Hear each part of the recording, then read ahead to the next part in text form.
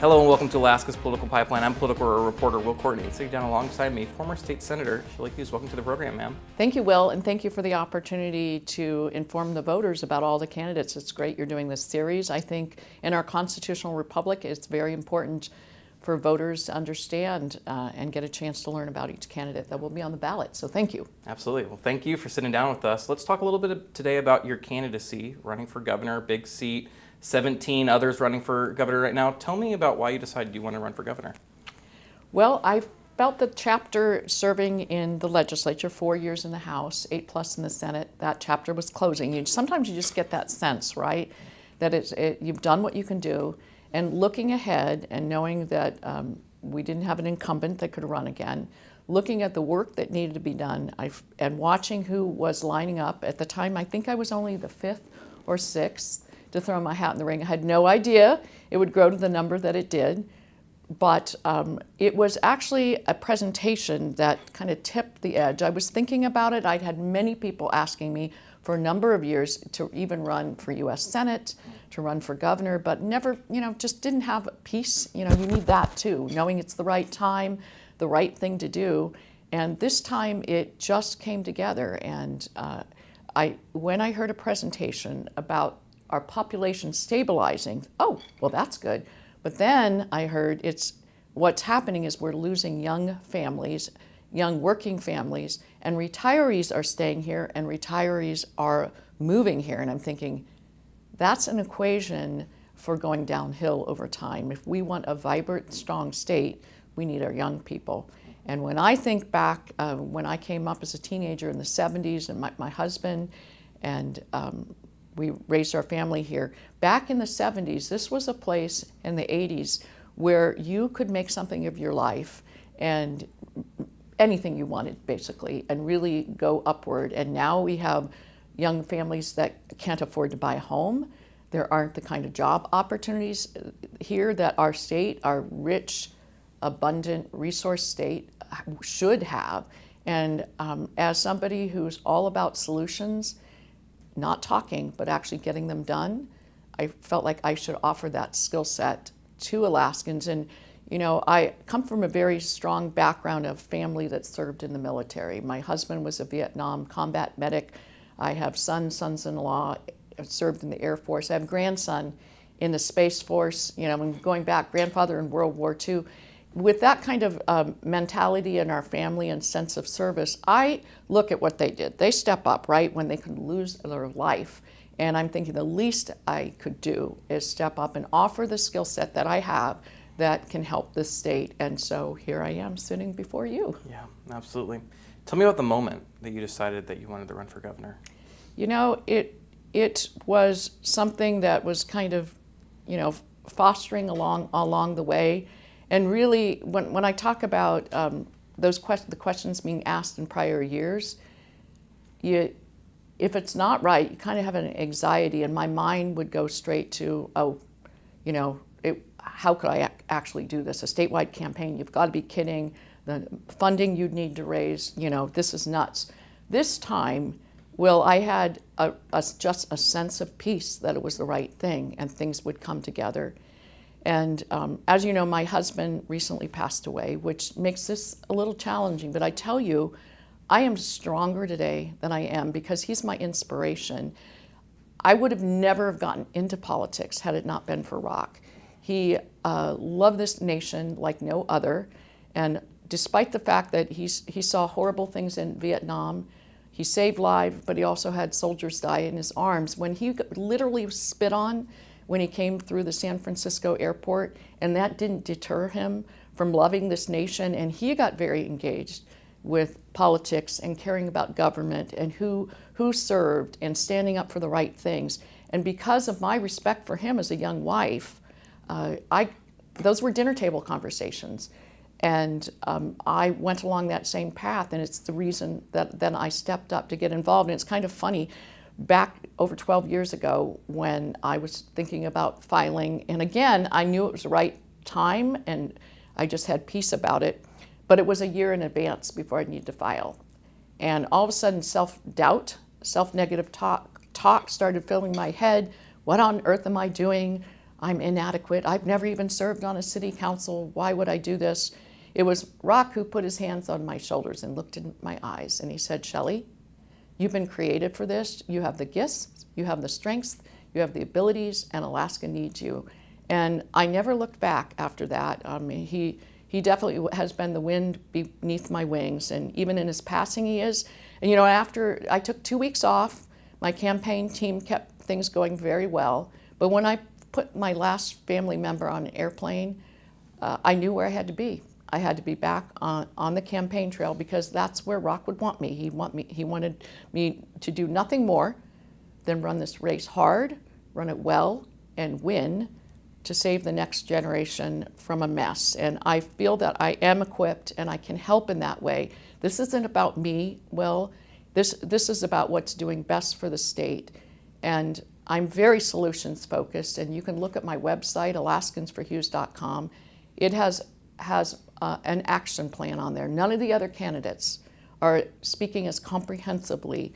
One-line slogans don't cut it. You can't govern with one-line slogans. You actually have to have feasible steps that can be taken to help the state. And I have an amazing, robust grassroots organization with many people who've worked on statewide campaigns over the years. I think I have 6 that have been in the top management level of working on statewide campaigns. And we have regional chairs across the state. We're set to go all the way to November. We don't need as much money as the other campaigns because we're not paying big bucks to outside consultants. We have the expertise in-house, and they're volunteering.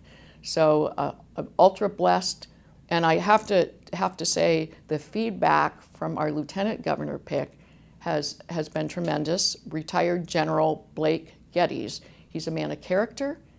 He's a man of integrity. He has demonstrated executive leadership. Smart as a whip. He went to the Air Force Academy, played football for them, and the Air Force brought him here to Alaska. And you have to add to that resume, he was mauled by a bear and he survived it. That's a really cool story. If you Google Blake Geddes, Alaska, it comes up.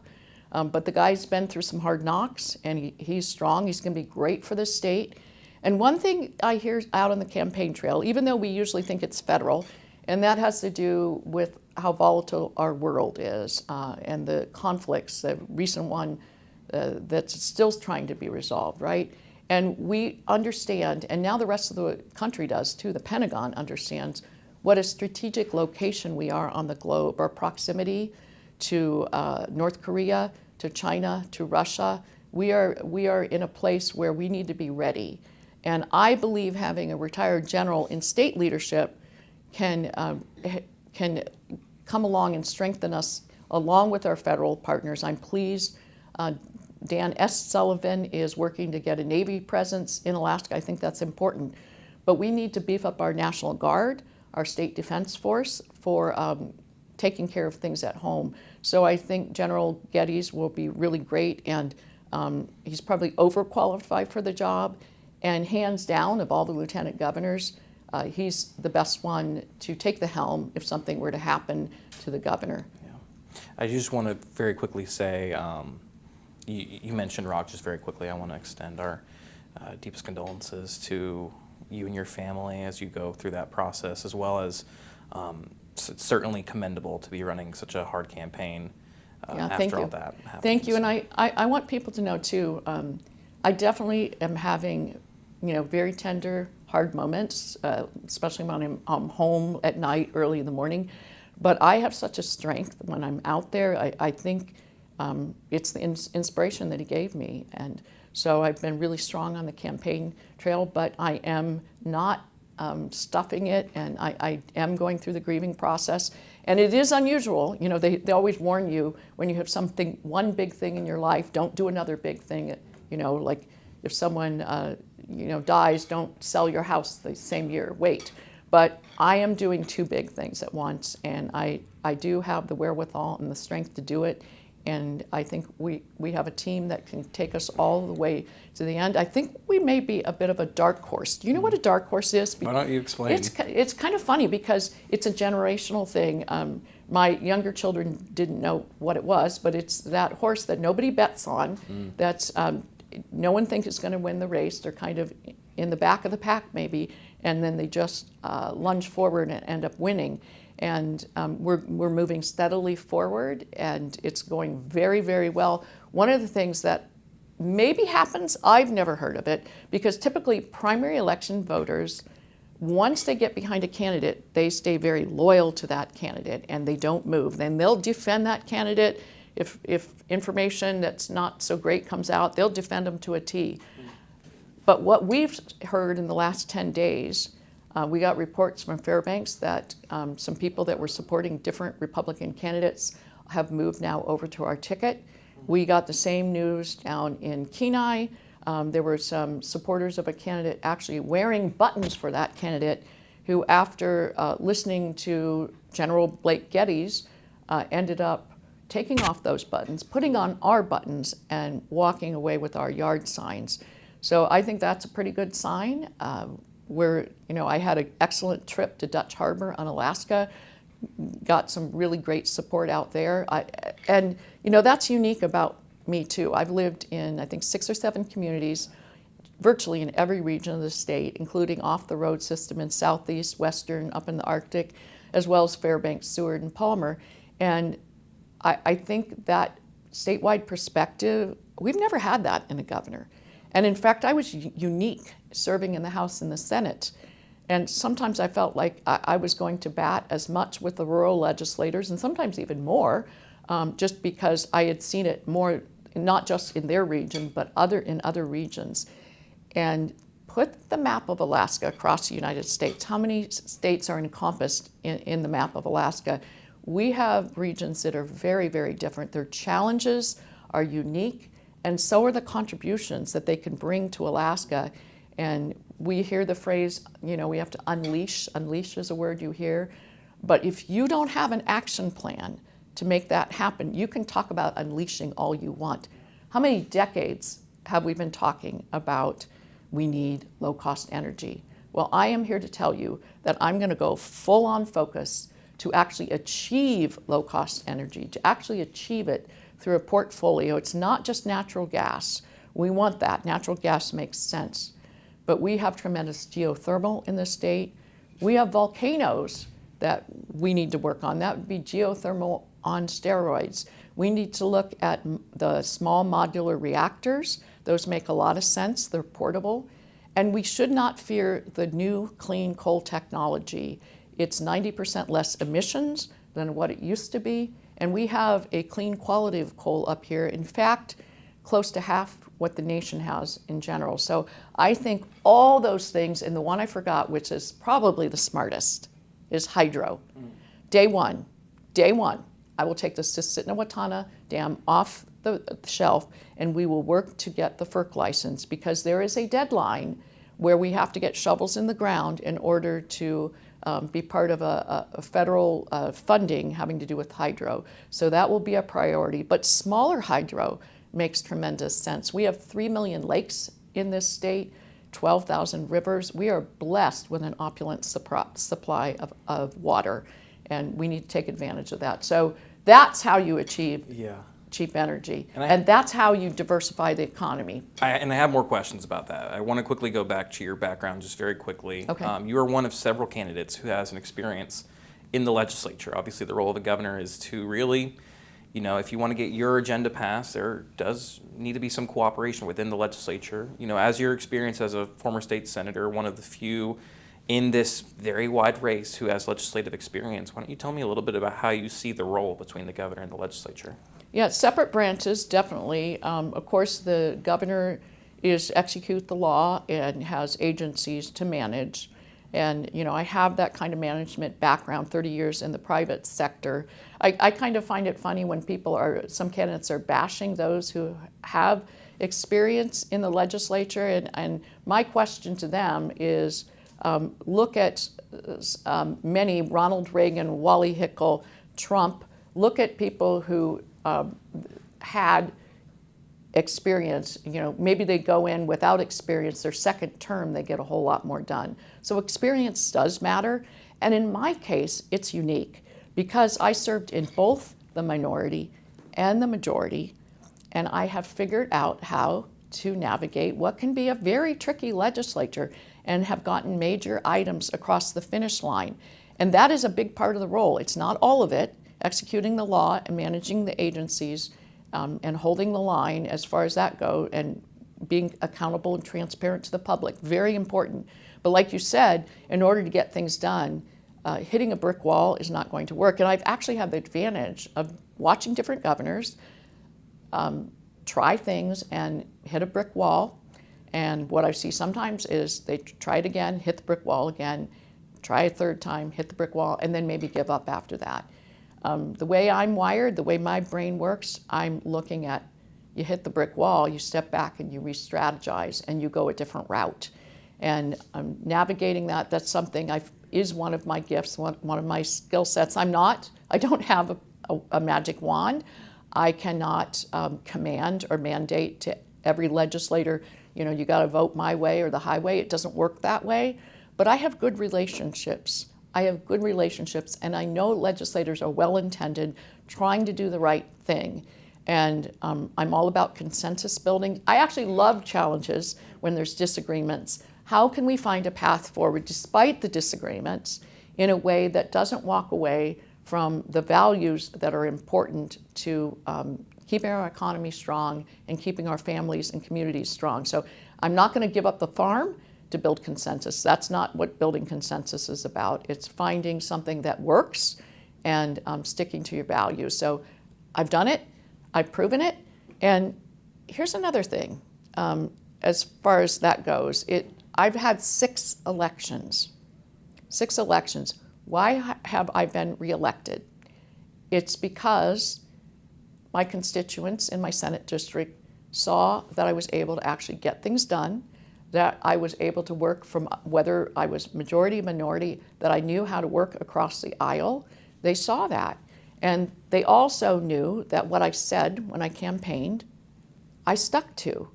I kept my word. I couldn't sleep at night, if I didn't keep my word. And so I think there's an assurance and a trust and a sense of integrity there. And people long for that. I think voters, you see some of the things at the national level and corruption gets exposed, and people just want to know they have somebody who's going to be honest, who's going to work as hard as they can to get things done. And that's who I am. That's what I'm about.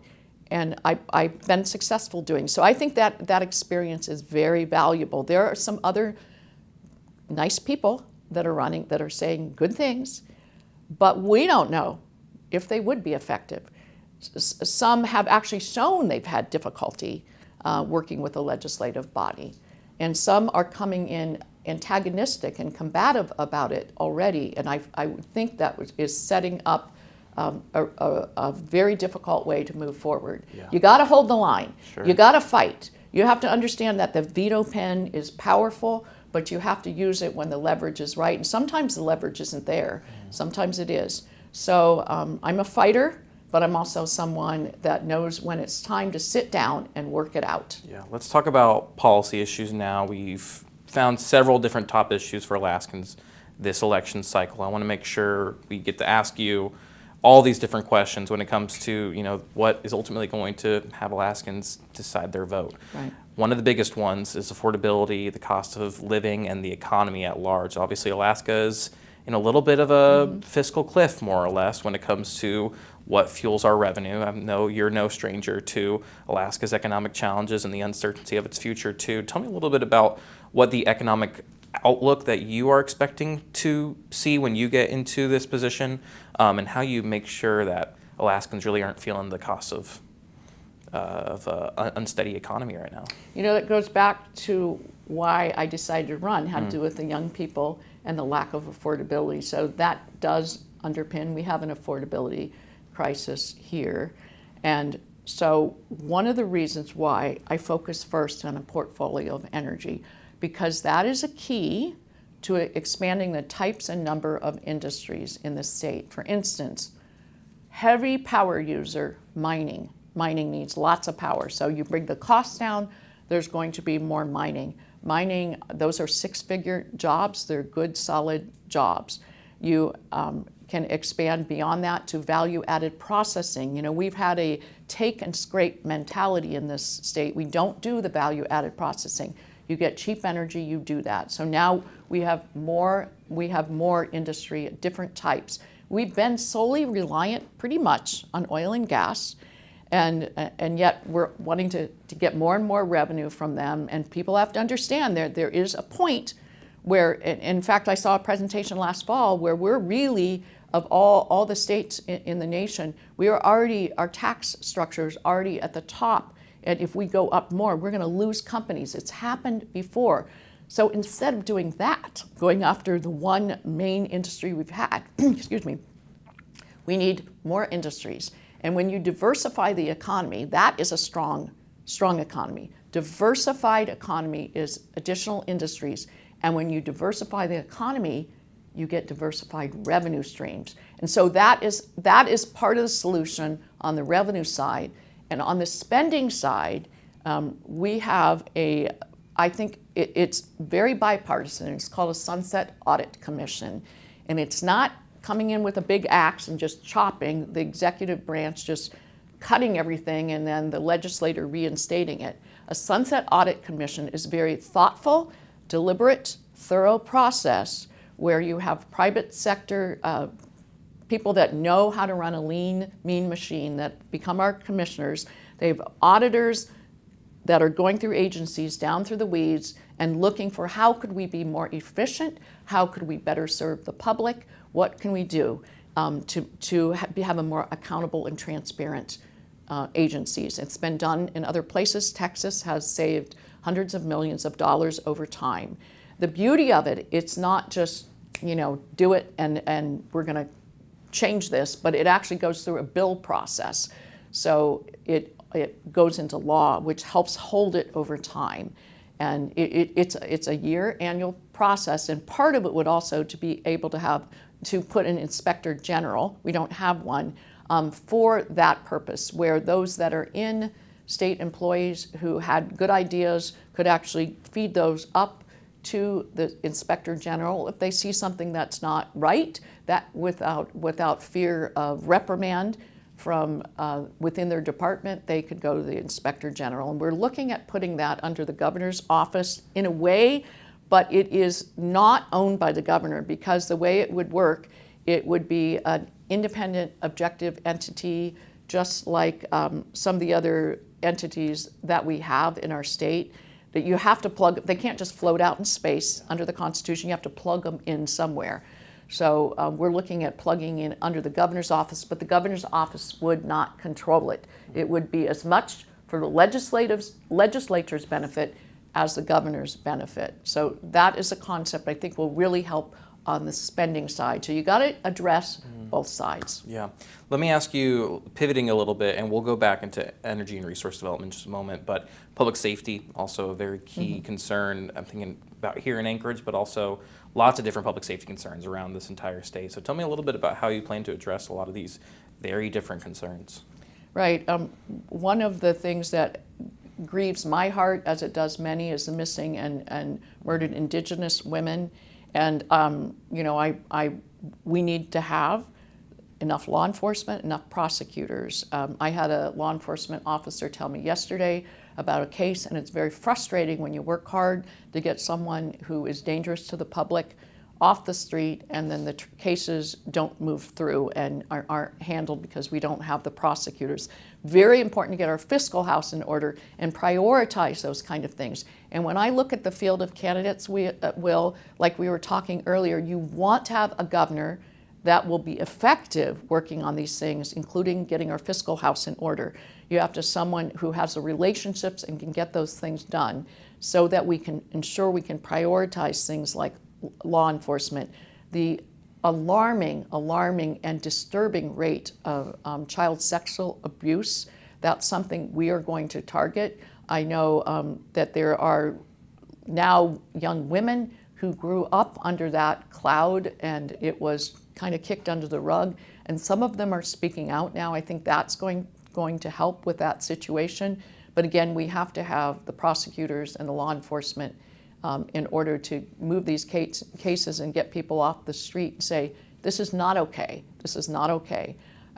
So I hope that answers your question. does. We have to prioritize, and something I'm going to do with the budget, and I know the legislature will probably put it back together, so maybe we'll do one that's put together, but one budget that shows the mandatory spending versus the discretionary spending, because people need to know that we need that transparency, so people know, some of these things are optional. These things we have to do under the Constitution, under the law, but some of these things are discretionary. And that's the beauty of the Sunset Audit Commission too, because it could have been back in the 80s, something made total sense to do, but now it doesn't.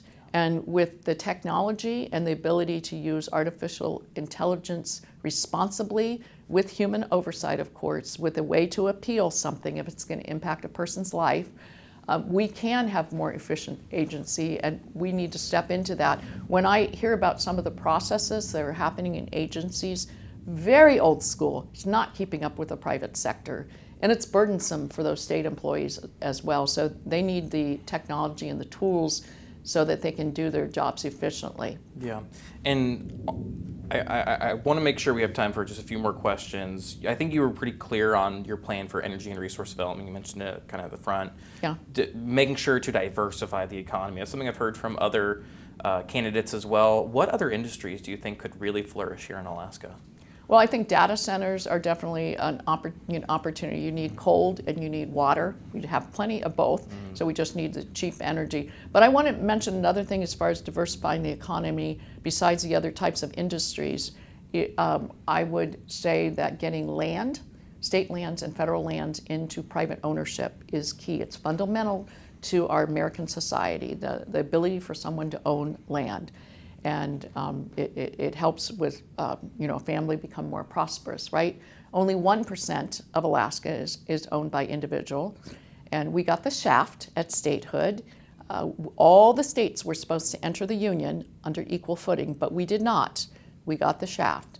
And so one of the first things I will be working on at the federal level, while we have the particular makeup that we have and the Supreme Court we have, is to go after and try to get some of that federal land grab back. Will we be successful? I think we can, but if we don't try, we'll regret it, because it's the right thing to do. State land, we also need to get that into private hands. We've had homestead acts in the past, but they haven't been very successful. They've been cumbersome. They've been for properties that are way out in the boonies that don't have access. We need to release some of the state lands that have good road access, that are near communities. We need larger parcels for things like agriculture, timber development, but we also need smaller parcels, quarter acre, half acre, for building homes. The cost of a home, about a third of it is the land. And if someone could homestead, get a property for $100 for the land to build a home, that's how we keep our young people here. We develop our timber industry instead of importing lumber.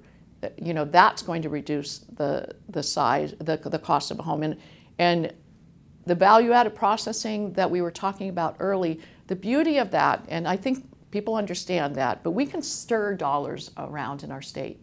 We're not growing the economy when we do that. It's when we bring in dollars from outside, right? So our ability to export, you think of the Strait of Hormuz, you think of the Panama Canal. We don't have that barrier. Look at a map. Look at Western Alaska. It's a wide open ocean to Asia and to markets, and even over the pole, that's opening up more and more. We need to develop our ports, and that's something I've learned recently. Every year, Alaska has been leaving federal dollars for ports on the table. You know why? Because we haven't established a port authority. Now, I can't do that on my own. Again, back to the magic wand, I don't have one.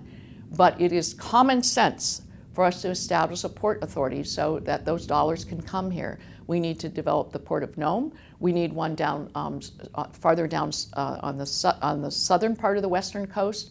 That shipping route is going to be key. And when you start value-added processing, as these ships, containers are coming our way, it is crazy. Cargo planes as well. We should not be sending them back empty. That we should be filling them up. And I think just agriculture as an example. So if you look at a globe, Scandinavia is on the same latitude we are. Now they have warmer ocean currents, so it's not an identical climate, but they export 10 billion in agricultural products. And what do? We import 3 billion. We're absolutely upside down. There is an opportunity there.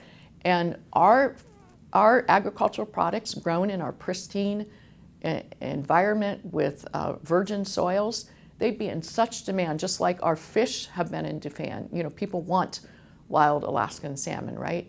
It's the same thing, I think, with our food products and other things that we manufacture. I think people understand that we are very respectful, good stewards of our environment, and I think any product that says made in Alaska would be in demand. But we have to have the infrastructure, we have to have the ports, we have to have the rail. I am going to be working with Alberta to get the A2A, the Alberta to Alaska rail, back on track. That's a good pun, isn't it? On track. You know, that was one of the things I was able to do. Was I carried that resolution in the legislature and worked, made a lot of phone calls at the end of Trump's first term, the month of December, on the phone with the White House daily, a couple times a day, to get that presidential permit signed. It is signed. Now we just have to get Alberta. It was kind of ready to go, and I'm not exactly sure, but there was some kind of scandal on their side, and it kind of got set aside. But I'm hearing good things. There's renewed interest. But imagine if that rail went through. That would connect us to the lower 48. And so as we're developing these industries so we can export, we would have the rail to the lower 48, get our ports developed, and we'll have a way across the ocean. I have two more questions, and I think we're running a little bit close on time too. Alaskans are going to have the chance to change how elections are going to be held in November when they vote on ranked choice voting. Tell me your thoughts on ranked choice voting. You know, the voters are going to decide that, and we will respect what the voters have done. My concern with the last attempt was it was $15 million of outside money and dark money that came in. And so I think, and there was confusion that a military person, for example, wouldn't be able to vote unless they registered as with a party, which actually was not true. So I think there was misinformation, so that was troubling. So I think the fact that it's on the ballot, and I think the information will be more balanced this time, that we'll see where the voters stand on it. My personal preference is, I think, just watching and hearing from constituents that we've got minority people where English is a second language, people that are not college educated, now they are less likely to vote. Disenfranchising voters, to me, is a bad thing. We need to hear from all Alaskans. I am going to be a governor for all Alaskans, not just those that vote for me, not just those that vote one way on ranked choice voting or on the other side. I am here to serve all Alaskans and to help every community and every family, so that this is a place where we want to stay. This is a place where our children will want to stay. That's what this is about, and I think we'll see how this plays out. I have my personal preferences, but the voters will decide. And my last question for you is actually about Alaskans as well. I try to ask every sitting lawmaker or candidate I get to meet. I think it's a really important question. To you, what does it mean to be Alaskan? To be Alaskan means somebody can bear up under hardships, somebody's not afraid of challenges, someone whose spirits can stay high despite darkness, despite cold, and because of that can be successful in what they put their mind to. And that's what I want to do with this state. You know, we have put our mind and talked about the ways that we can improve Alaska, but we seem to have trouble making these things actually happen. And I think it's important for us to have a governor who's actually ready to get things done. And with the track record I have, that's what I'm all about. You know, I'll say I'm going to do things a little bit differently too, because if things go stagnant, it's important as Alaskans, and you ask, what is an Alaskan? Alaskans care about the state, but sometimes what's happening in Juneau is a bit removed. The coverage of, and thank you for what you're doing, because the coverage of what is happening in Juneau is far less than what it was 20 years ago. And because of that, there's a bit of a removal of the people.